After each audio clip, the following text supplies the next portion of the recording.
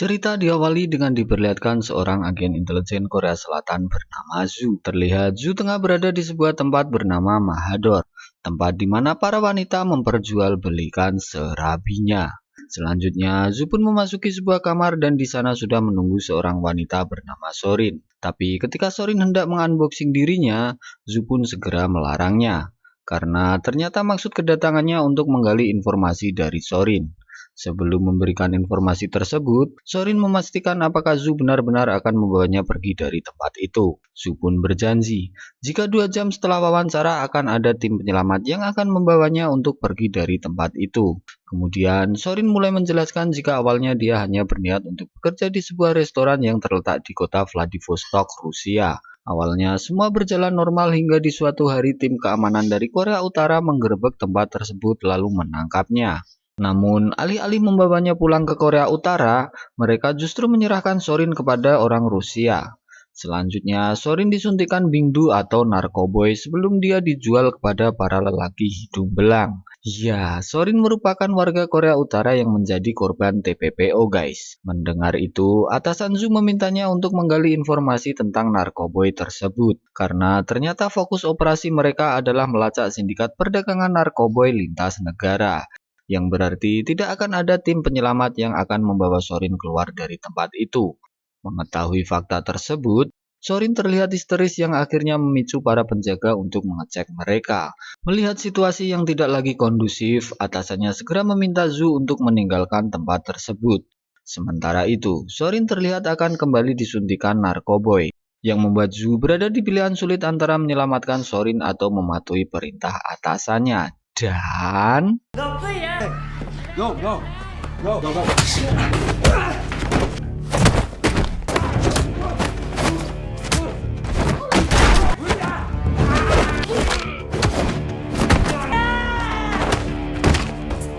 setelah berhasil mengalahkan semua preman di sana, Zu terlihat membawa Sorin ke markasnya. Sesampainya di markas, mereka gerak cepat untuk menyelamatkan nyawa Sorin. Tapi sayangnya, Sorin pun sudah tak tertolong lagi akibat pembuluh darahnya yang telah pecah. Hal ini jelas membuat Zu sangat terpukul karena jika saja mereka bisa menepati janji, mungkin Sorin masih bisa terselamatkan. Namun, atasannya segera menenangkan Zu dengan mengatakan bahwa kejadian itu merupakan konsekuensi dari pekerjaan mereka. Singkat cerita, beberapa hari kemudian terlihat Zu yang sudah berada di markas mereka di Seoul. Kemudian, mereka segera menyampaikan informasi peredaran narkoba yang mereka peroleh dari Sorin. Akan tetapi, Zu tiba-tiba mengatakan jika operasi itu malah memperjelas adanya tindak pidana perdagangan wanita Korea Utara. Dan diduga kuat jika pihak konsulat jenderal juga terlibat dalam hal itu.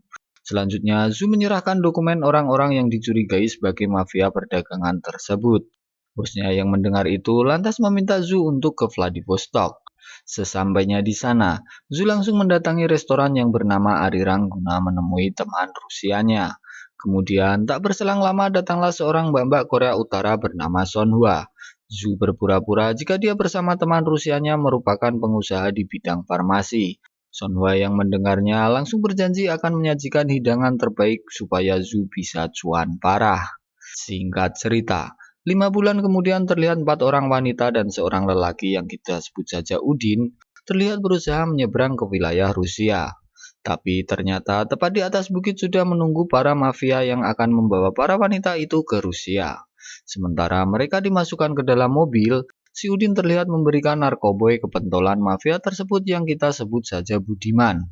Udin mengatakan jika Budiman menyukainya, maka pihak konsulat akan memasok barang haram itu ke mereka.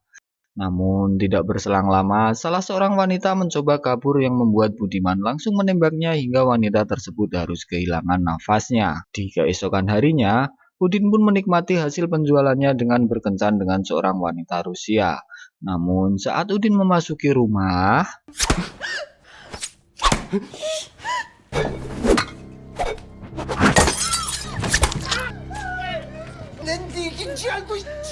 ya, ternyata Udin sudah ditunggu oleh Park Gyeon yang merupakan seorang intelijen Korea Utara. Park memberitahunya jika kedatangannya bermaksud untuk menangkap si Udin atas tuduhan perdagangan Selanjutnya, Udin pun dibawa ke kantor konsulat untuk diinterogasi hingga tak berselang lama muncullah sosok konsulat jenderal yang kita sebut saja Samsul. Kemudian, Samsul meminta Udin untuk menuliskan pengakuannya dari dia lahir hingga sampai hari ini. Namun, karena Udin hanya diam, Samsul pun membantu mengorek upil Udin dengan menggunakan pulpen. Sementara Park terlihat menempelkan alat perekam di bawah meja. Kemudian, saat mereka makan siang, terlihat Park dan Samsul yang mendatangi Arirang. Samsul mengatakan jika dirinya merasa gugup karena kedatangan Park ke sana guna mengawasinya. Namun, Park segera membantah karena misinya memang untuk menyelidiki hilangnya warga mereka akibat ulah para mafia. Akan tetapi, Samsul segera menepis pernyataan Park, karena menurutnya, para mafia itu hanyalah mitos. Kebanyakan warga Korea Utara di sana ingin membelot ke Korea Selatan hingga pada akhirnya mereka tidak punya cara untuk bertahan hidup selain menjadi penjual serabi. Sesaat kemudian datang Son Hwa yang membawa hidangan untuk mereka. Tapi dia seperti terkejut saat melihat Park, begitu juga dengan Park. Dari tatapan mereka mengisyaratkan seolah mereka berdua sudah saling mengenal satu sama lain. Kemudian Park pun mendadak terdiam ketika mendengar Son Hwa menyanyikan sebuah lagu seolah lagu tersebut memiliki arti yang dalam baginya. Selanjutnya, Park terlihat ditelepon oleh seseorang dan memintanya untuk kembali ke kantor konsulat karena ternyata 비겁한 새끼. 가족 살려달라면서 죽기는 왜 죽나? ya, si Udin telah mendiskon nyawanya. Samsul mengatakan jika itu dilakukan Udin guna melindungi keluarganya yang berada di Pyongyang, serta semua informasinya sudah tertulis di kertas yang dia berikan ke Udin sebelumnya. Tapi ketika Park membacanya, informasinya hanya berakhir setelah dia menyeberangkan wanita tersebut ke perbatasan, dan tidak ada kelanjutan mengenai wanita itu diserahkan ke siapa. Namun, Park yang tidak kehabisan cara meminta rekaman video saat Udin membuat pernyataan itu. Tapi sayangnya, para pegawai di sana malah tidak merekamnya. Tak sampai di situ, ketika Park mencoba melihat alat perekam yang dia tempel, alat itu juga telah hancur akibat ulah Udin yang mengamuk. Sementara itu, Son Hwa terlihat akan pergi menuju sebuah hotel guna COD serabi miliknya. Akan tetapi, ketika dia tengah menunggu dengan pakaian dinasnya, datanglah Zhu yang menghampirinya. Karena ternyata Son Hwa telah menjadi informan barunya. Di sana, Zhu memberikan obat serta menawarkan agar ibunya dioperasi di Seoul. Karena ternyata ibu Son Hwa menderita penyakit kanker. Selain itu, menurut konstitusi Korea Selatan, kampung halaman Son Hwa juga masih masuk dalam wilayah Korea Selatan. Di sini, Son Hwa menanyakan tentang berapa lama waktu yang dibutuhkan jika dia dan ibunya menyetujui untuk pindah ke Seoul. Namun, bersamaan dengan itu, detak jantungnya mulai terlihat tidak stabil alias ada indikasi bahwa dia tidak jujur atau menyembunyikan sesuatu. Zhu yang curiga segera menanyakan apa ada orang lain yang mengetahui pertemuan mereka. Son Hwa menjelaskan, jika hari itu seseorang yang sangat mengenalnya mendatangi restorannya bersama konsulat jenderal yang tak lain tak bukan adalah Park. Namun, Son Hwa enggan membahas hal itu lebih jauh dan hanya memberikan pesanan yang diminta Zhu yakni barang haram. Kemudian, Zhu menunjukkan foto Budiman kepada Son Hwa. Namun, Son Hwa mengaku jika dirinya tidak pernah melihatnya. Serta dia mendapatkan barang itu dari manajernya ketika mendapat pesanan COD serabi. Selanjutnya, mereka mencampurkan narkoba itu ke minuman para pelanggan sebelum bercocok tanam. Hingga ketika pelanggan tersebut mulai ketagihan, mereka baru menjualnya. Kemudian, Son Hwa menambahkan jika kebanyakan rekan-rekannya yang bekerja di restoran itu ditangkap oleh pihak keamanan negara atas tuduhan membelot ke Korea Selatan, yang selanjutnya direpatriasi ke Korea Utara. Akan tetapi, keluarga mereka yang berada di Korut juga tidak mengetahui keberadaan mereka termasuk Sorin. Mendengar nama itu, Zhu pun hanya bisa terdiam. 지배인 동지가 외출할 때 량도 철저하게 관리하고 밖에서 봉사원들이 손님을 받을 때 손님 모르게 타먹인단 말입니다. 기록 후 잠자리를 여기 식당에서 일하다 잘못돼가지고 조국으로 송환됐다고 하더란 말입니다. 김수린입니다. Selanjutnya, Zhu kembali menanyakan tentang petugas keamanan negara yang dimaksud oleh Son Hwa, yang ternyata merupakan orang-orang dari konsulat jenderal. Setelah selesai dengan wawancara itu, terlihat Zhu memberikan hadiah kaos tangan kepada Son Hwa. Asistennya yang melihat itu mengingatkan Zhu untuk tidak terlalu dekat dengan informan mereka apalagi sampai baper. Kembali pada Son Hwa, sesampainya di Arirang, Son Hwa telah ditunggu oleh Park.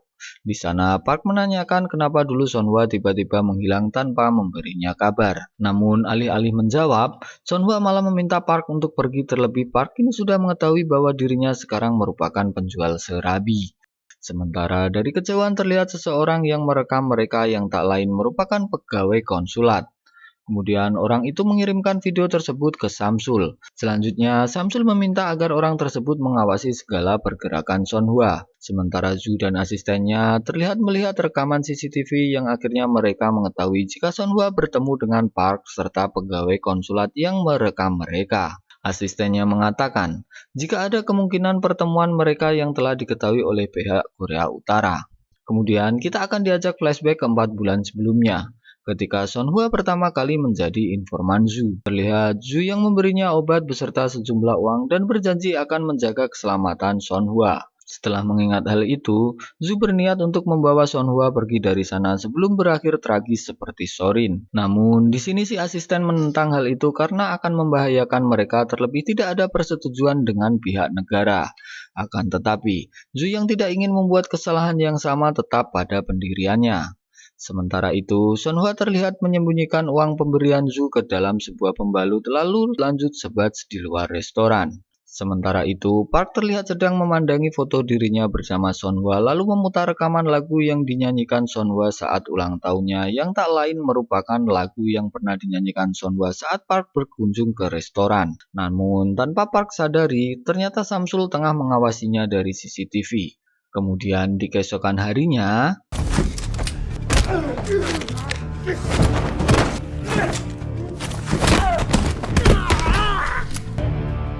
거 다 찍었어, 조장 동지. 우리요, 우리. ternyata mereka merupakan orang konsulat yang berniat memanggil Park untuk bertemu Samsul. Sesampainya di sana, Samsul mengungkapkan fakta jika ternyata Park dan Sonhwa sempat bertunangan sebelum mereka akhirnya terpisah. Selain itu, Samsul juga memperlihatkan temuannya jika seminggu sekali Sonhwa bertemu dengan seorang pria yang sama. Dan di sebelah kamar mereka diisi oleh orang yang sama pula yang tak lain adalah Zhu bersama asistennya. Tak sampai di situ, Samsul juga memperlihatkan jika kedua kamar tersebut terhubung satu sama lain. Hingga berdasarkan temuan itu, Samsul mencurigai Sonhwa yang telah membelot ke Korea Selatan. Sementara itu, Zhu yang melihat mobil para konsulat pergi di jam yang tidak wajar bergegas mengikutinya. Di perjalanan, Zhu mencoba meminta bantuan asistennya untuk memantau pergerakan mereka. Tapi asistennya yang terlalu SOP membuat Zhu kesal dan lebih memilih mematikan teleponnya. Kembali pada Samsul, sesampainya di apartemen karyawan restoran, Samsul dan timnya segera menggeledah kamar mereka satu persatu hingga mereka menemukan dolar dari kamar Sonhwa. Selanjutnya, Sonhwa dibawa ke kantor konsulat guna dilakukan interogasi. Di sana, Samsul membacakan pernyataan Sonhwa yang ternyata ayahnya telah ditangkap karena kasus penyelundupan barang dari Tiongkok. Dan hal ini juga yang menjadi alasan Sonhwa untuk bekerja di Vladivostok guna menggantikan peran ayahnya untuk membiayai pengobatan kanker sang ibu. Selanjutnya, Sonhwa yang kehausan meminta minum kepada Samsul. Tapi bukannya memberi minum, Samsul malah meminta Sonhwa untuk kembali menulis guna melihat kebenaran ceritanya. Hingga setelah berjilid-jilid, Samsul akhirnya bersedia memberi minum kepadanya. Park pun langsung mengambil alih tugas tersebut. Tapi sebelum memberinya minum, Park meminta Sonhwa untuk menahan nafas, karena ternyata mereka akan memberinya minum dengan cara seperti ini.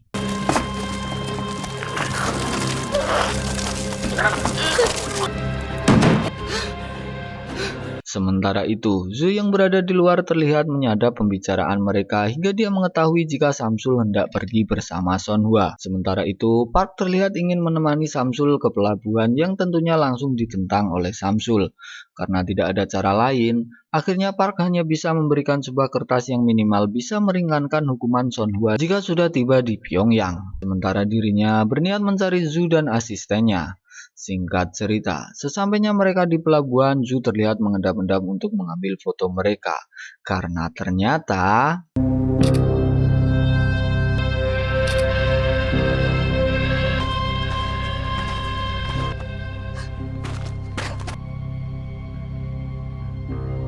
나시스토치니 그 인노스트란네 발 브라따자 브로케라. ya, Samsul berniat menjual Sonhwa kepada Budiman. Kembali pada Park, sesampainya Park di kantor Zhu, dia bergegas masuk ke dalam. Lalu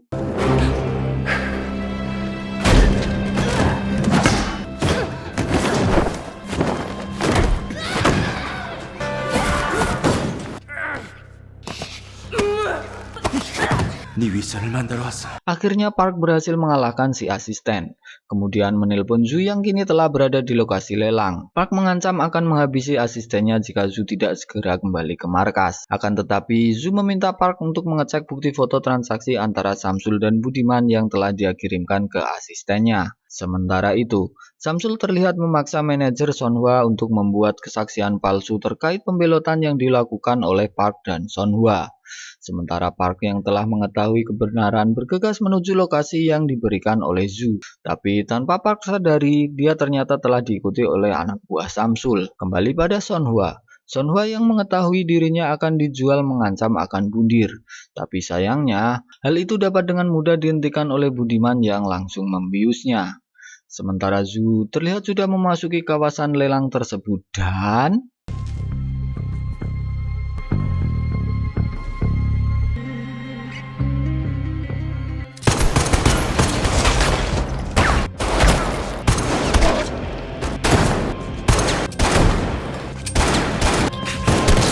Zhu pun berhasil mengalahkan anak buah Budiman. Sementara Sonhwa yang setengah sadar berniat untuk mengambil pecahan kaca dengan kakinya. Sedangkan Park telah menyadari jika dirinya telah dibuntuti. Lalu...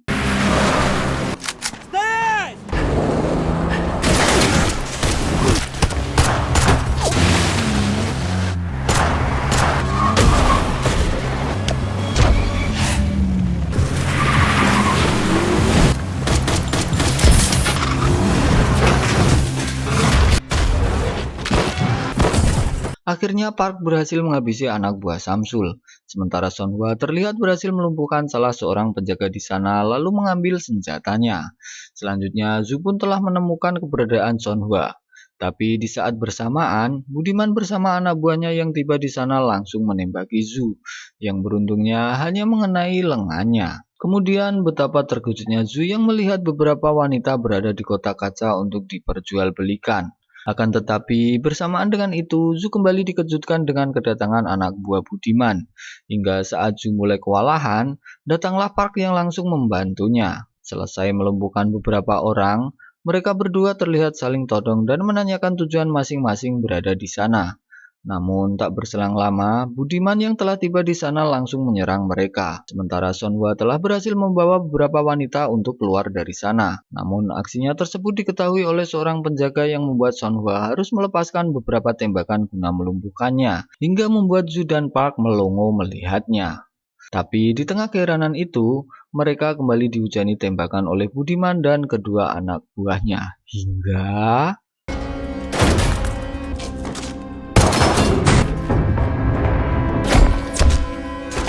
akhirnya mereka berhasil melumpuhkan kedua anak buah Budiman dan...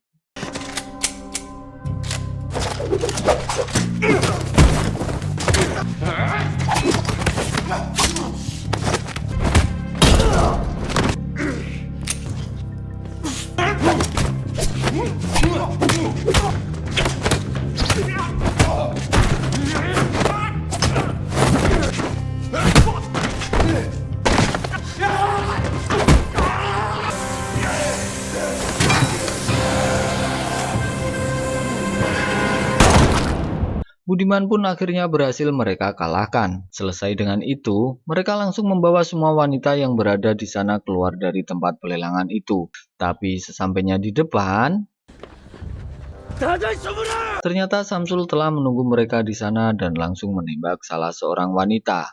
Hingga saat mereka terpojok, datanglah asisten Zhu yang membantu mereka yang membuat Zhu akhirnya berhasil melumpuhkan salah seorang anak buah Samsul. Namun ketika Park ingin menyelamatkan para wanita yang terluka, Samsul terus menembaki mereka hingga asisten menghentikan mobilnya untuk menghalangi mereka. Tapi saat mereka membawa para korban, tiba-tiba... ternyata Samsul masih bisa membidik mereka yang membuat Zhu harus menghalangi tembakan itu dengan tubuhnya. Selanjutnya, Samsul berhasil menembak roda mobil asisten yang membuat si asisten harus meninggalkan mobilnya. Dan di saat bersamaan, muncul anak buah Samsul dari belakang hingga... Park pada akhirnya berhasil melumpuhkan anak buah Samsul. Akan tetapi ketika Park akan menembak Samsul, si asisten yang salah sangka malah balik menembak Park yang mengenai perutnya. Sonhwa yang melihat kejadian itu auto histeris dan ingin menolong Park, namun beruntungnya hal itu berhasil dicegah oleh Zhu. Selanjutnya, Park memberikan kode kepada Zhu jika dia akan mengorbankan dirinya supaya Zhu bisa menghabisi Samsul. Lalu,